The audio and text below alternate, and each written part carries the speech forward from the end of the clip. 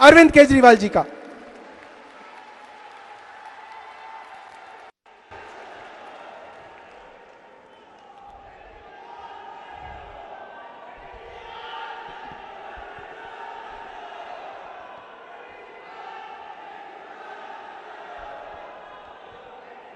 जोर से एक बार भारत माता का जयकारा लगाएंगे।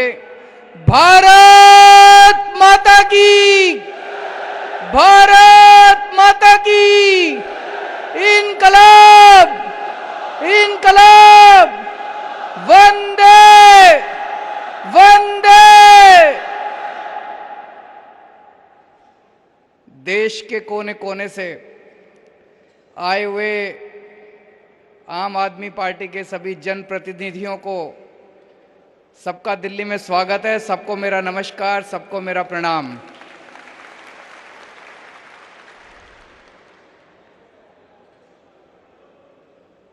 दस साल पहले जब पार्टी बनी थी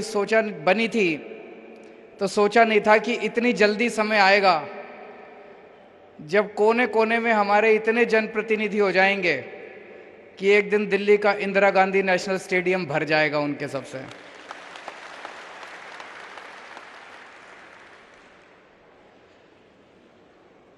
छब्बीस नवंबर 1949 को देश की कॉन्स्टिट्यूएंट असेंबली ने देश के संविधान को एडॉप्ट किया था। हमारे देश की कॉन्स्टिट्यूएंट असेंबली बनी थी, उसने कई महीनों तक काम करने के बाद देश का संविधान बनाया और 26 नवंबर 1949 को देश का संविधान एडॉप्ट किया गया। अगले 60 साल में इन पार्टियों और इन नेताओं ने मिलकर उस संविधान के चीथड़े चीथड़े उड़ा दिए। उसकी बेइज्जती करने की, उसके चीथड़े उड़ाने में कोई कसर नहीं छोड़ी इन पार्टियों और नेताओं ने। तो फिर भगवान को बीच में आना पड़ा और ठीक 63 साल बाद 26 नवंबर 2012 को आम आदमी पार्टी बनी इस देश के संविधान को बचाने के लिए।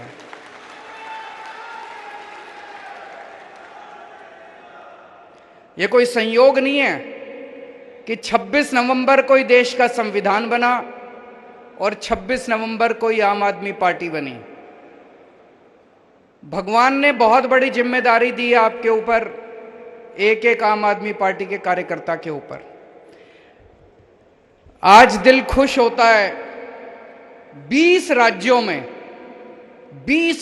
में और यूनियन टेरिटरीज में 1446 जनप्रतिनिधि हैं हमारे।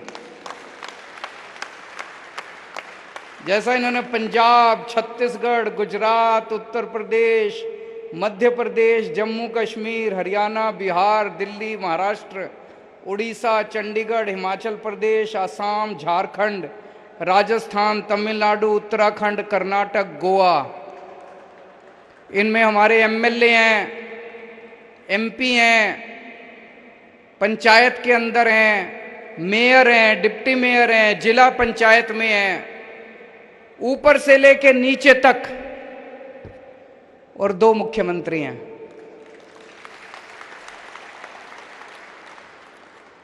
ये सारे एक तरह से हर राज्य के अंदर हमारे बीज हैं। हर राज्य के अंदर भगवान ने बीज बो दिया आम आदमी पार्टी के। हर राज्य के अंदर भगवान ने बीज बो दिए इस देश को विकास करने के लिए।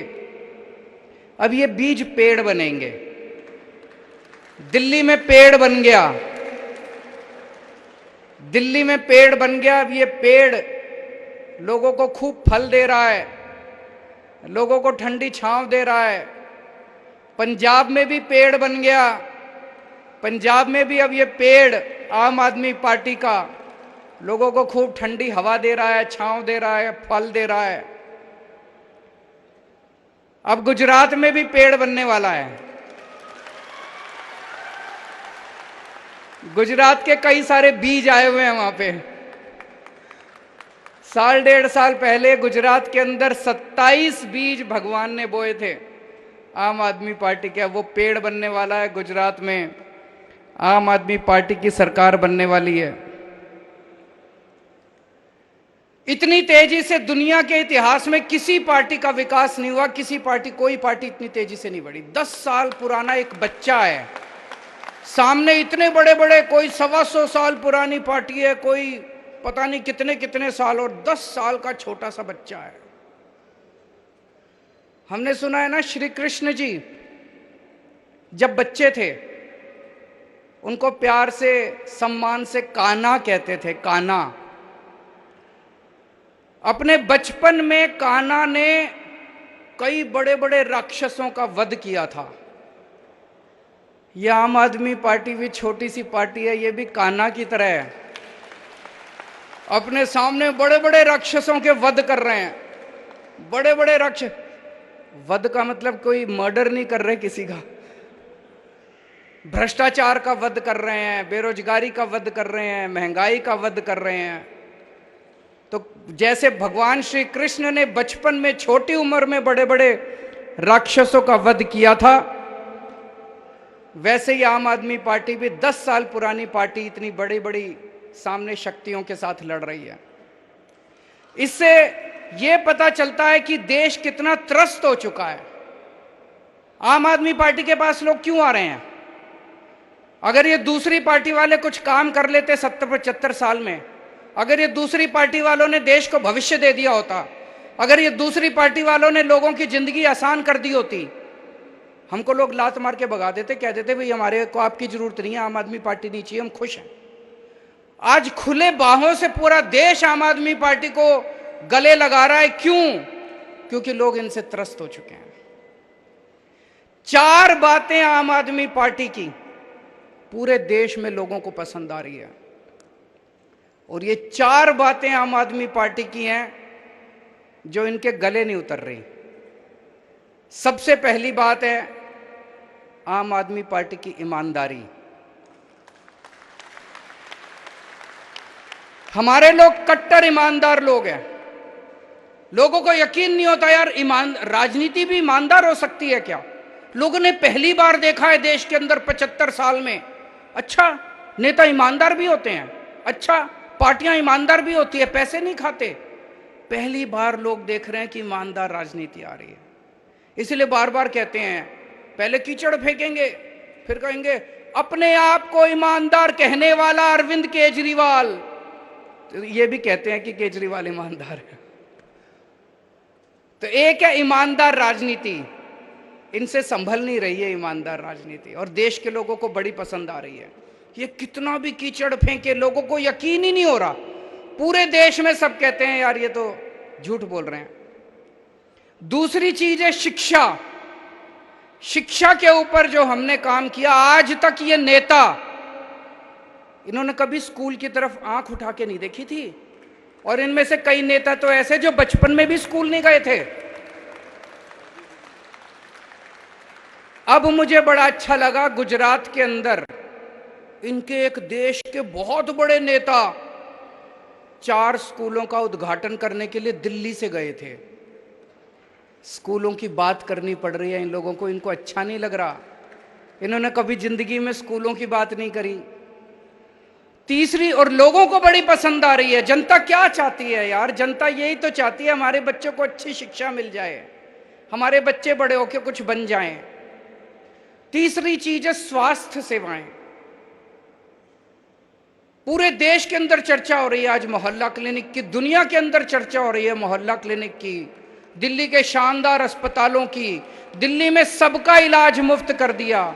ये भी इनसे, अभी इनके एक और मुख्यमंत्री हैं, पहली बार मैंने उनके मुंह से सुना, मेरे को स्कूल और अस्पताल बड़े अच्छे लगते हैं, मैं जब भी जाता हूं किसी जिले में मैं स्कूल और अस्पताल में जरूर जाता हूं। पहले तो नहीं गए कभी, अब जाना पड़ रहा है तुम लोगों को। और चौथी चीज है फ्रीबी। ये भी भारत की राजनीति में आम आदमी पार्टी ने फ्रीबी इंट्रोड्यूस किया है, फ्री की रेवड़ी। ये इनसे ना रेवड़ी खाते बन रही है, ना रेवड़ी उगलते बन रही है। कहते हैं ये चार चीजें हैं, ईमानदार राजनीति, शिक्षा, स्वास्थ्य, फ्रीबी। कहते हैं फ्रीबी करने से सरकार घाटे में चली जाएगी, जनता को फ्री की सुविधाएं नहीं मिलनी चाहिए। गुजरात पे 3.5 लाख करोड़ रुपए का कर्जा है। गुजरात सरकार ने तो आज तक कुछ भी फ्री नहीं दिया, फिर ये कर्जा कहां से चढ़ गया जी? फिर तो कर्जा नहीं चढ़ना चाहिए था, उन्होंने तो कुछ भी नहीं दिया फ्री में, तो ये कर्जा कहां से चढ़ गया? सारा पैसा लूट के खा गए, इसलिए कर्जा चढ़ गया। कर्जा फ्रीबी से नहीं चढ़ता, कर्जा लूटने से चढ़ता है। पंजाब के ऊपर अभी हमने सरकार संभाली है, 3.5 लाख करोड़ का कर्जा है। पंजाब को तो कुछ नहीं दिया था पिछली सरकारों ने फ्री में, फिर यह कर्जा कहां से चढ़ गया?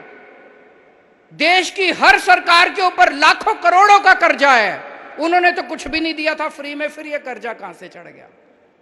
और दिल्ली वालों को सब कुछ फ्री में मिल रहा है, फिर भी कर्जा नहीं है दिल्ली सरकार के ऊपर।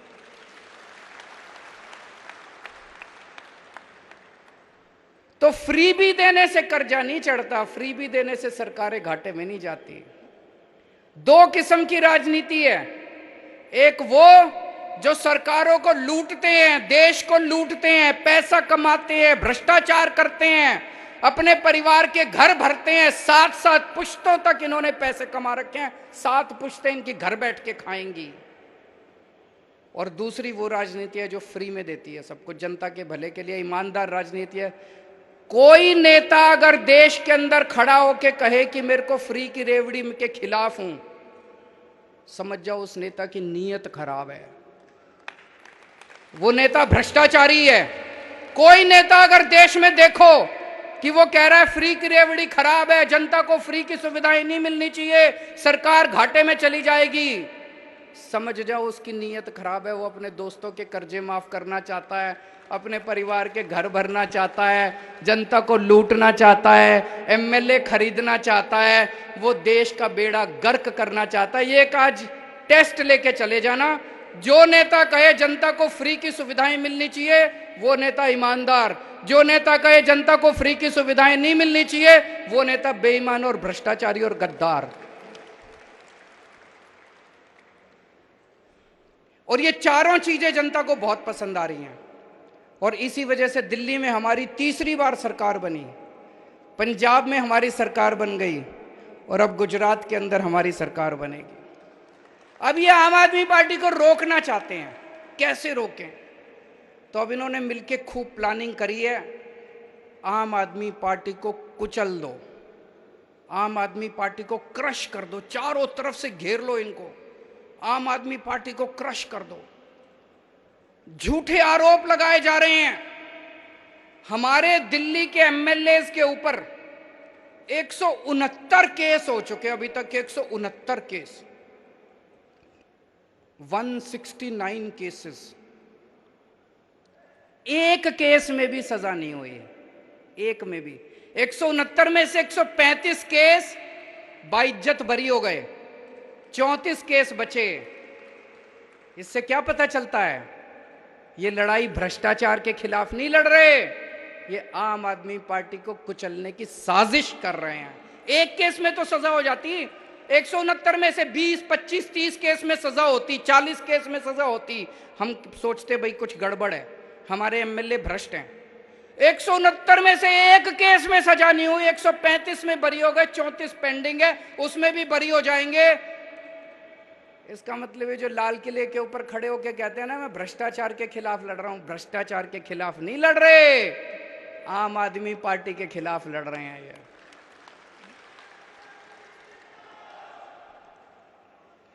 सतिंदर जैन जी किसी और देश में होते ना, उनको भारत रत्न दे देते। उस आदमी ने मोहल्ला क्लिनिक दिया इस देश को, जिसकी पूरी दुनिया में चर्चा है। यूएन के सेक्रेटरी जनरल ने आके कहा कि मोहल्ला क्लिनिक सारी दुनिया को अपनाना चाहिए। उस आदमी ने फ्री बिजली का इजाद किया, उसी ने निकाला आइडिया कि बिजली फ्री भी दी जा सकती है। उस आदमी ने पूरी दिल्ली को फ्री इलाज दिया। आज दिल्ली के अंदर जो हर आदमी को फ्री इलाज मिल रहा है उसकी वजह से मिल रहा है। उसको 3 महीने से इन्होंने जेल में डाला हुआ है। और अभी पिछले 3 सुनवाई से जज बार बार पूछ रही है सीबीआई वालों से, ईडी वालों से, भाई कोई सबूत तो दिखा दो, इसका कसूर क्या है। पढ़ा होगा आपने अखबारों में। जज ने 3 हेयरिंग में पूछा कि कोई तो सबूत दे दो, एक तो सबूत दे दो इसके खिलाफ। वो एक भी सबूत केंद्र सरकार नहीं दे पाई। तो 3 हेयरिंग के बाद केंद्र सरकार आके कहती है ये जज अच्छा नहीं है, जज बदलो। शर्म की बात है। ये हो क्या रहा है इस देश, ये देश के अंदर हो क्या रहा है। कहते हैं जज अच्छा नहीं है, जज बदलो। और अब इन्होंने एक और नया पैंतरा शुरू कर दिया। सतिंदर जैन के घर रेड मारी, कुछ नहीं मिला। उसी दिन इन्होंने किसी और ज्वेलर के यहां रेड मारी, उसके यहां कैश मिला। बोले सतिंदर जैन के सहयोगी के यहां कैश मिला। रे काहे का सहयोगी, कोई जान ना पहचान, किसी अरे गहरे के यहां रेड मार देते हो। अब कह रहे हैं मनीष के साथ भी यूं ही करेंगे। मनीष के यहां कुछ नहीं मिला इनको। मनीष के घर रेड मारी, बोले 144 करोड़ रुपए खा गया, कोई बोला 1000 करोड़ रुपए खा गया। कपड़े देख लो इसके।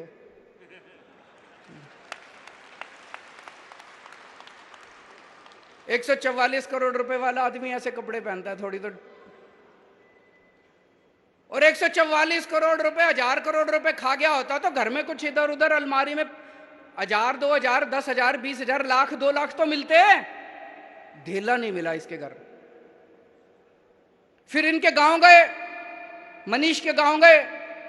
उन्होंने सोचा इसने जमीन खरीद रखी होगी। सारे गांव में पूछा इन्होंने, सीबीआई, ईडी, केंद्र सरकार ने, कुछ नहीं मिला। फिर इनके लॉकर में गए, बैंक में गए। इन्होंने सोचा लॉकर में होगा।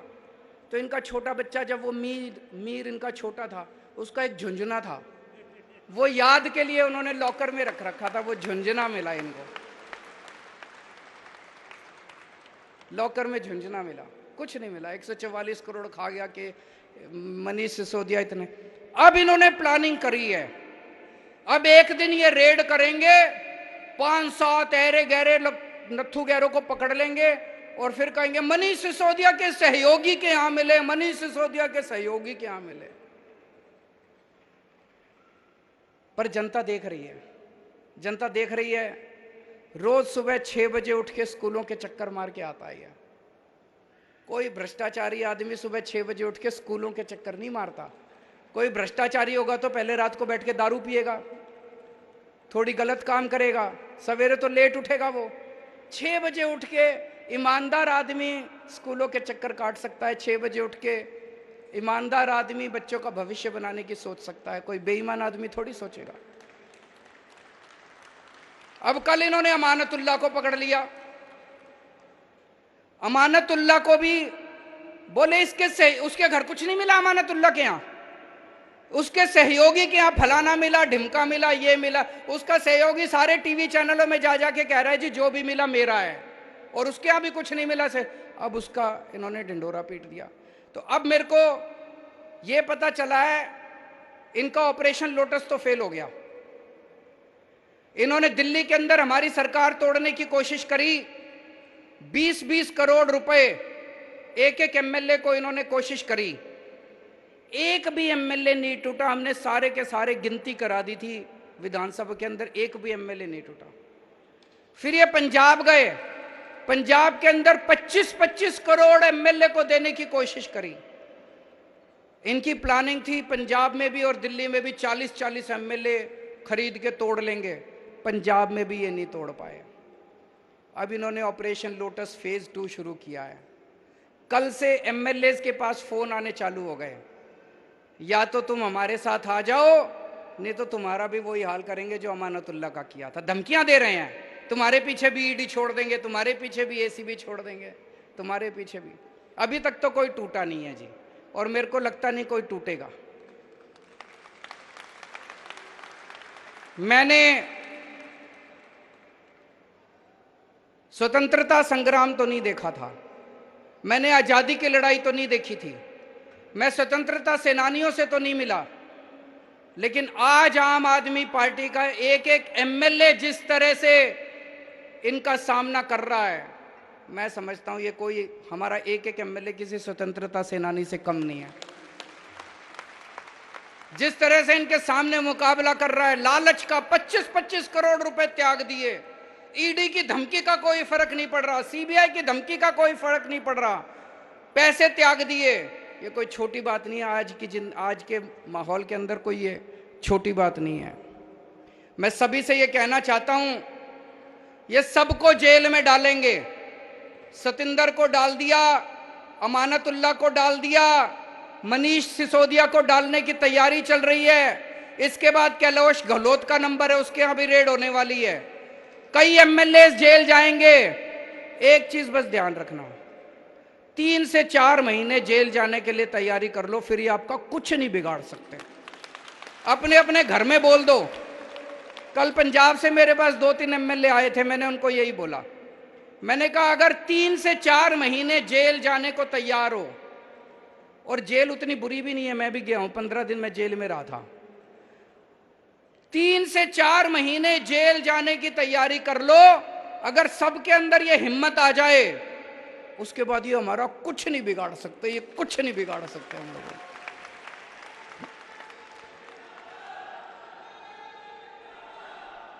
इन्होंने अभी तक पूरे देश में 285 एमएलए खरीदे हैं, 285 एमएलए। कोई कहता है 50 करोड़ दिए, कोई कहता है 40 करोड़, कोई 25 करोड़। कम से कम 7 से 8 हजार करोड़ रुपए इन्होंने एमएलए खरीदने में खर्च कर दिए।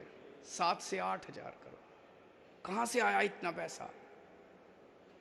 कहते हैं भ्रष्टाचार हम कर रहे हैं। अरे भ्रष्टाचार तो तुम कर रहे हो, तुम लूट रहे हो जनता को।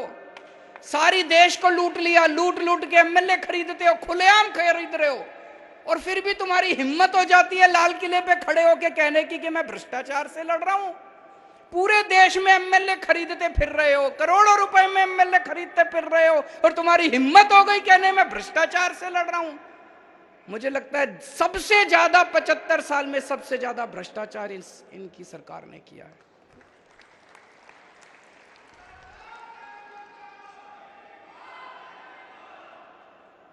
आजकल ये मीडिया को भी खूब धमकियां दे रहे हैं। गुजरात में इन्होंने इतनी धमकी दी, इतनी धमकी दी, किसी भी आम आदमी पार्टी वाले को डिबेट में नहीं बुलाना। शाम को डिबेट होता है, डिबेट में चर्चा होती है कि मनीष सिसोदिया ने भ्रष्टाचार किया कि नहीं किया, और उसमें आम आदमी पार्टी वालों को नहीं बुलाते। कांग्रेस और बीजेपी वाले आपस में बैठ के चर्चा करते हैं। ये कैसे हो सकता है? ऐसे धमकियां दे रखी हैं वहां पे। गुजरात में किसी अखबार में हमारा कुछ नहीं छपता, और फिर भी गुजरात के अंदर बल्ले बल्ले हो रही है, चारों तरफ आम आदमी पार्टी की चर्चा हो रही है। सोशल मीडिया से, सोशल मीडिया से। प्रधानमंत्री के दफ्तर में एक सज्जन काम करते हैं, मीडिया एडवाइजर हैं शायद, हिरेन जोशी जी मीडिया एडवाइजर हैं। हिरेन जोशी जी हैं, एक मीडिया एडवाइजर हैं प्रधानमंत्री के। मेरे को कई एडिटर्स दिखा रहे थे, बड़े बड़े चैनलों के, हमारे देश के बड़े बड़े चैनलों के मालिक, उनके एडिटर्स, उनको क्या गंदी गंदी गालियां लिख के भेजते हैं वो। केजरीवाल को दिखाया तो ये कर देंगे, केजरीवाल को दिखाया तो वो कर देंगे। आम आदमी पार्टी को दिखाने की जरूरत नहीं है, आप अपने चैनल का दुरुपयोग कर रहे हो, हम तुम्हारा ये कर देंगे, वो कर देंगे, फलाना कर। क्या धमकियां दे रहे हैं वो? ऐसे देश चलाएंगे? ऐसे धमकियां देंगे? फिर फोन कर करके धमकियां देते हैं। मैं आज यहां से हिरेन जोशी जी को एक ही चीज कहना चाहता हूं, अगर किसी ने आपके स्क्रीनशॉट जो आप इनको मैसेज भेज रहे हो इन्होंने सोशल मीडिया में डाल दिए, आप भी और प्रधानमंत्री जी शक्ल दिखाने लायक नहीं बचोगे इस देश के अंदर। और ये जो आप धमकियां देते हो ना, कईयों ने रिकॉर्डिंग करके रख रखी है आपकी। अगर किसी दिन किसी ने आपकी रिकॉर्डिंग सोशल मीडिया में डाल दी, शक्ल दिखाने लायक नहीं बचोगे। बंद करो ये गंदगी, बंद करो इस तरह से मीडिया को धमकाना। और अब केवल मीडिया के भरोसे नहीं रहा, देश ने सोशल मीडिया के ऊपर, जनता अब सोशल मीडिया के ऊपर आ गई है। सोशल मीडिया के जरिए ऐसे देश आगे नहीं बढ़ेगा दोस्तों। हम सबको मिलके भारत को दुनिया का नंबर 1 देश बनाना है। बनाना है कि नहीं बनाना है? भारत दुनिया का नंबर 1 देश केवल भाषणबाजी करने से नहीं बनेगा। विदेशों में भाषण करके आ जाओ और कह दो हम विश्व गुरु बन गए, ऐसे विश्व गुरु नहीं बनेगा। एक एक बच्चे को अच्छी शिक्षा देनी पड़ेगी, तब भारत दुनिया का नंबर 1 देश बनेगा। भारत को दुनिया का नंबर 1 देश कोई एक आदमी नहीं बनाएगा। जब इस देश का एक एक बच्चा अच्छी शिक्षा पाएगा, तभी भारत दुनिया का नंबर 1 देश बनेगा। मेहनत करनी पड़ेगी उसके लिए, मेहनत करनी पड़ेगी उसके लिए। अभी प्रधानमंत्री जी ने ऐलान किया कि 14,500 सरकारी स्कूल ठीक करेंगे। बहुत अच्छी बात है, मैंने बधाई दी उनको। पर 5 साल में 14,500 सरकारी स्कूल ठीक करोगे? देश में 10.5 लाख सरकारी स्कूल हैं। सारे स्कूल ठीक करते करते तो 500 साल लग जाएंगे। अब ये देश रुकने को तैयार नहीं है, देश बेचैन है, देश बहुत बेचैन हो रहा है। 5 साल में सारे सरकारी स्कूल ठीक करने हैं। देश मांग कर रहा है कि अगर दिल्ली के सारे सरकारी स्कूल 5 साल में ठीक हो सकते हैं, अगर पंजाब के सारे स्कूल 5 साल में हम ठीक करके दिखाएंगे, तो पूरे देश के सारे सरकारी स्कूल 5 साल के अंदर ठीक हो सकते हैं। पैसा है, पैसा है। पैसे की लूट बंद करो, पैसे की लूट बंद होगी, सारे सरकारी स्कूल ठीक हो जाएंगे। और अगर सारे सरकारी स्कूल ठीक हो गए, तो भाई साहब एक एक बच्चा मेरे देश का कोई इंजीनियर बनेगा, कोई वकील बनेगा और अपने घर की गरीबी दूर करेगा। 5 साल के अंदर हम देश की गरीबी दूर कर सकते हैं। दूसरी चीज, अगर अपने को भारत को दुनिया का नंबर 1 देश बनाना है, हमें अपने सारे लोगों के लिए अच्छा और फ्री के इलाज का इंतजाम करना पड़ेगा। खूब अस्पताल बनाने पड़ेंगे, सरकारी अस्पताल अच्छे करने पड़ेंगे सबके लिए, चाहे अमीर हो चाहे गरीब हो, अच्छे इलाज का इंतजाम करना पड़ेगा। करना पड़ेगा कि नहीं करना पड़ेगा? तीसरी चीज, हर बच्चे के पास रोजगार होना चाहिए। बेरोजगारों की सेना से भारत दुनिया का नंबर 1 देश नहीं बन सकता। हर बच्चा रोजगार के साथ हो, उसकी भी पूरी प्लानिंग हम लोगों ने की हुई है। चौथी चीज, महिलाओं को सुरक्षा मिले और महिलाओं को बराबरी का अधिकार मिलना चाहिए। अगर महिलाएं हमारे साथ कंधे से कंधा मिला के नहीं चलेंगी, तो भारत दुनिया का नंबर 1 देश नहीं बन सकता। 5वीं चीज, किसानों को अपनी फसलों का पूरा दाम मिलना शुरू हो जाए। एक बार में पूरे देश का रूरल इंडिया, जितना गांव देहात है, सारा गरीबी दूर हो जाएगी। किसानों को उनकी फसलों के पूरे दाम दो। और छठी चीज, वर्ल्ड क्लास इंफ्रास्ट्रक्चर अपने को तैयार करना पड़ेगा देश के अंदर। मेरे मन में तो ये 6 चीज आती हैं, लेकिन केवल ये 6 नहीं है। अपने को 130 करोड़ लोगों को जोड़ना है, और बहुत सारे आइडियाज आएंगे और बहुत सारी बातें आएंगी। सबको संजो के, सबको साथ लेके हम इस देश को दुनिया का नंबर 1 देश बनाएंगे। कई लोग मेरे से पूछते हैं कि जी अगले चुनाव में किसके साथ अलायंस करोगे, कौन सी पार्टियों के साथ करोगे, भाजपा के खिलाफ एक यूनाइटेड। भाई साहब, मेरे को ये सब जोड़ तोड़ समझ नहीं आती। एक ही चीज समझ आती है, जिस दिन इस देश के 130 करोड़ लोगों का अलायंस बन गया, हमें दुनिया का नंबर 1 देश बनने से कोई नहीं रोक सकता। आज से 75 साल पहले इस देश के लोग इकट्ठे हुए थे और हमने अंग्रेजों को उठा के बाहर फेंक दिया था। एक बार फिर सारे जने इकट्ठे हो जाओ, फिर से हम इस देश को दुनिया का नंबर 1 देश बना देंगे। हमें लोगों को जोड़ना है। आज जब आप सब लोग यहां से जाओगे, ये 6 बातें हर एक आदमी को बतानी है। सबको, जनता को इस मिशन के साथ जोड़ना है, मेक इंडिया नंबर 1 मिशन। और इससे जुड़ने का एक फोन नंबर है, सारे जने नोट कर लो, 95-100-100, 2 बार 100, 95-100-100। इस पे मिस्ड कॉल मारो और आप हमारे साथ इस मिशन के साथ जुड़ जाते हैं। तो आप भी जुड़ो और ज्यादा से ज्यादा लोगों को में इसका प्रचार करो, ज्यादा से ज्यादा लोगों को इसके साथ जोड़ने की कोशिश करो। देश के अंदर इन लोगों ने माहौल बहुत ज़्यादा खराब कर दिया है। चारों तरफ लड़ाई झगड़ा गुंडागर्दी, इस तरह से देश आगे नहीं बढ़ सकता। अपने को देश के अंदर शांति स्थापित करनी है। जब चारों तरफ शांति होगी, सुख शांति होगी, भाईचारा होगा, प्रेम होगा, तभी किसान आगे बढ़ेगा, तभी मजदूर आगे बढ़ेगा, तभी स्कूल आगे बढ़ेंगे, तभी शिक्षा आगे बढ़ेगी, तभी स्वास्थ्य आगे बढ़ेगा। भारत